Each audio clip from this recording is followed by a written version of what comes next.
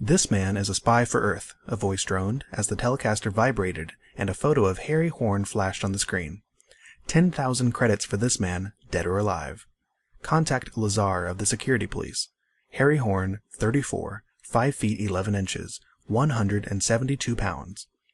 Lynn Brickle snapped off the humming machine. She frowned. Horn had been high in the Martian Security Police, one of Lazar's top men. Now Horn turned out to be a spy for Earth. Why hadn't she been told? Was Green losing his trust in her? Hadn't she helped McLean and Sanderson escape from Mars? Her short tunic shimmered as she began to pace the floor. She stopped short as a hum splashed through the room. She went quickly to the door and pressed a red button on the wall. But the vibration of the elevator did not reach her ears. Puzzled, she opened the door, stepped into the marble hall. She shrugged, started to return to her apartment when the sound of footsteps on the stairs halted her. She waited. He came into view. Harry Horn. There was no mistaking his face. It had flashed on and off the Telecaster throughout the day. "Brickle?" he said, coming up to her. His white coveralls were spotted with grime. There was a dark bruise on his right cheek. "Yes," she said. "I'm Harry Horn. I know." "You've got to help me." His voice was urgent, pleading. He brushed past her, into her room. She walked in after him, shut and locked the door, leaned her back against it. "You can't stay here," she said. "Are you alone?" "Yes," she said. "I'm alone." He went through the apartment, returned to the front room. "I had to make sure." He sank into the low divan, covered his face with his hands. She walked toward him. "You can't stay here," she repeated. He looked up at her, his eyes frightened.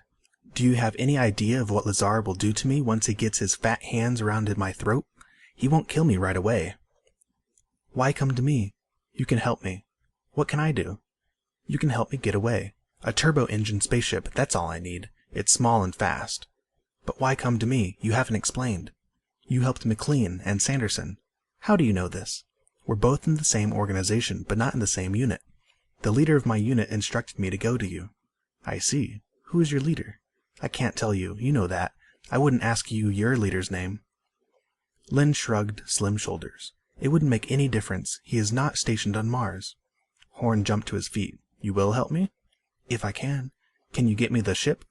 "I suppose, but we'll have to wait for night. It is dangerous to do anything now." 10,000 credits.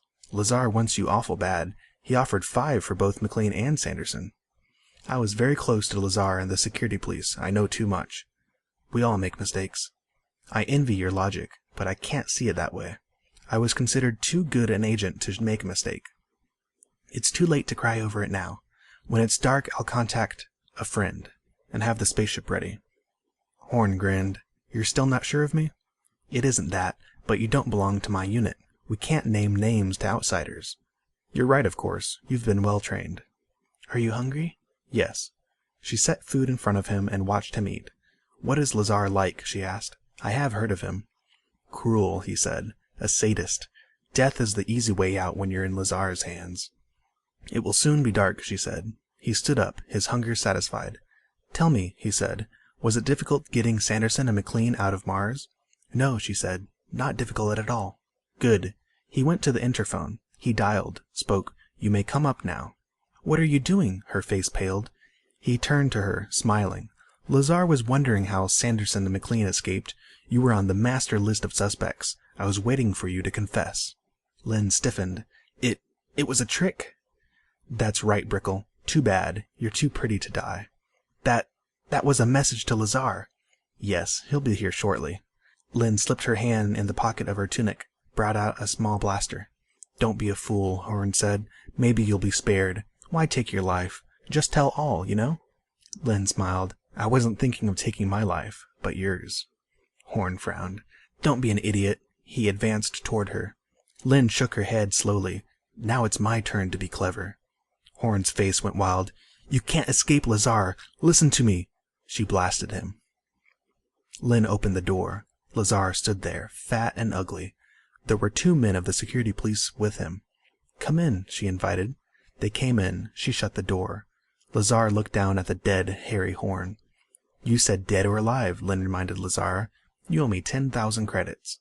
"What happened?" Lazar snapped at her. His flesh-bedded eyes studied her. "He came to me for help. I had to bide my time. I told him I'd help him. I was waiting for the chance to get to you. He was by the interphone a few minutes ago. It was the chance I needed. I pulled my blaster, covered him. He made a dash for freedom, so I had to kill him." "This is crazy," one of the men said. "Horn must have had her confession, but now what do we do for evidence?" "Shut up," Lazar snapped. "Your word is good, isn't it, Lazar?" Lynn said. "What do you mean?" "The 10,000 credits. As a loyal citizen, I've earned them." "You'll get your credits," Lazar snarled, frustration in his eyes. "I know I will," Lynn said, smiling.